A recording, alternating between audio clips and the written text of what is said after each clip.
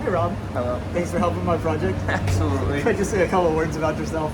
My name is Robert Consolo. I am a ISS and Orion flight controller and avid enthusiast of space. What struck your interest about space? Was there like some moment in your life where it like really clicked in, or what was it? Honestly, it was since a kid.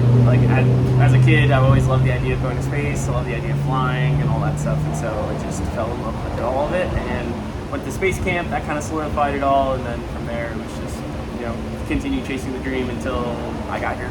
You went to space camp in Huntsville, Alabama? Yeah. What was that like? It was awesome. It was, and you did like full mission control simulations and stuff, and so it kind of just built out this whole experience of like, hey, like I really want to do this thing. I want to be an astronaut. I want to do all these things, and so just kept chasing the dream, even though people said no, and here we are. How close was the taste of that mission control experience at space camp compared to what you're doing now? Honestly, pretty similar. Okay.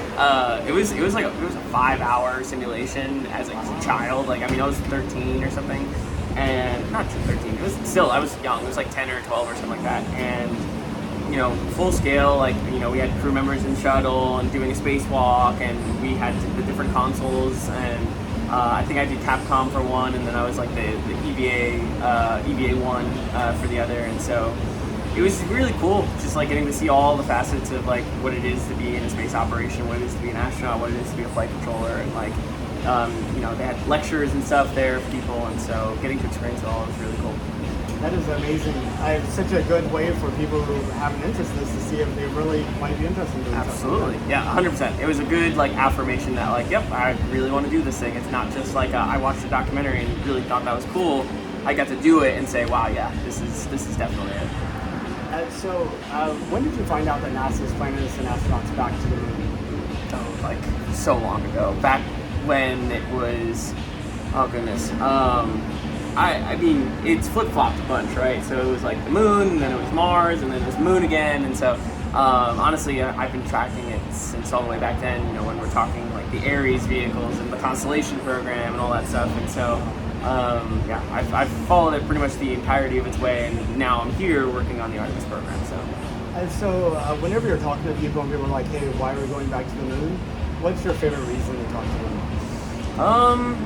I think my favorite reason is the idea that there's still so much for us to learn, and we have big aspirations. We want to go farther than the moon, and the moon is the perfect playground to figure those things out, right?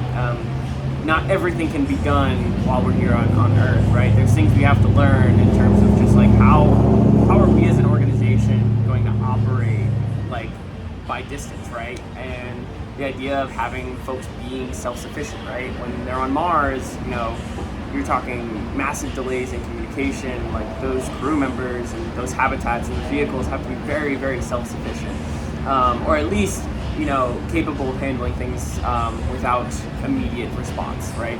And so I think that's one of the things I try to sell a lot about, but I think the other piece to it is it's just how much it gives back, right?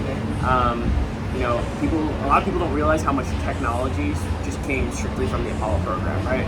All the work that went into making that happen, the money that was spent, directly correlated to a lot of technology we use today, right? Like the phone you're currently filming on, right? A lot of technology went into going to the moon, recording our first steps on the moon, and that same technology came back to the ground, and it's a lot of the things that we use today, all the way down to like microprocessor chips or as large as like MRI machines. There's all sorts of things that we learn by going to the moon, doing science, and breaking through that brick wall that that technology sometimes poses. So a question for you. Should we explore to innovate, or should we innovate to explore? That's a good one. I really feel like it's a little bit of both, right? I think it requires innovation to continue exploring, right? We know we have to challenge the status quo in order to go farther. But by doing that, that innovation is almost like, it's broader than what it seems, right? Maybe we're innovating in rover technology, but that same innovation has a direct corollary to automobiles, right?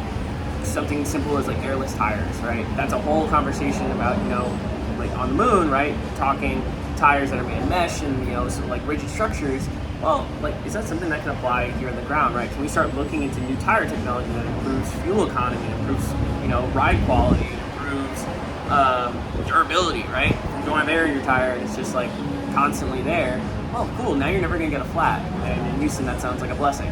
So I think that's a great example of how, why we innovate to explore, and by doing so, we're directly bringing an innovative corollary here to the ground to the folks that, can't necessarily follow in the footsteps of, to the moon and beyond, right? And so I think there's a lot of pieces there. So I think innovate to explore is the right answer there. And then, by exploring, we also get further innovation. It stimulates technology, looking at problems differently, and 100%.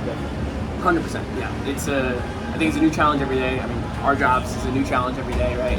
Some things we look at today might seem so simple, and then we look down the road, and that might play a pretty integral role in some things that happen here underground. So it's pretty cool. When you think about the future of humanity, not just looking out like 5, 10 years, or even 100 years, but like 200 years, you see people like sitting in bars on the moon and Mars, or in like these big space habitats. 100%. I mean, even just like talking low Earth orbit, like I would say, well, within our lifetime, we could see people going on vacation to orbit, right? Okay. You have companies like, oh man, I'm blanking on their name, but have a lot of different commercial companies that are developing space stations, and some of them have significant hotel partners at this point, right? Like there are people that are developing the idea of a hotel in space and challenging, the idea of tourism, right? Like science tourism, the idea of being able to travel to orbit to conduct your own science, to be able to travel to orbit just for the sake of it, right? And doing so at a more affordable price point, right? I think that's the other piece of it, is as we continue to innovate, things get more affordable, and then now that becomes more accessible. So things like that, and I'd love to see a day where like launching on a rocket and going to space becomes as simple as like buying a subway ticket, right? So you never know. Yeah, I heard one person describe it as exchanging the admission patch for the boarding pass. Yes, agreed. I think that's a great way to put it.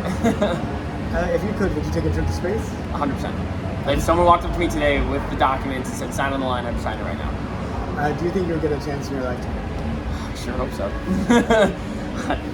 One way or another, I hope I can get there, whether it's I'm selected as an astronaut or I'm paying my way, but yeah, hopefully. Well, Rob, thank you so much for your time. It's a pleasure to get to talk to you. Thanks, Nathan.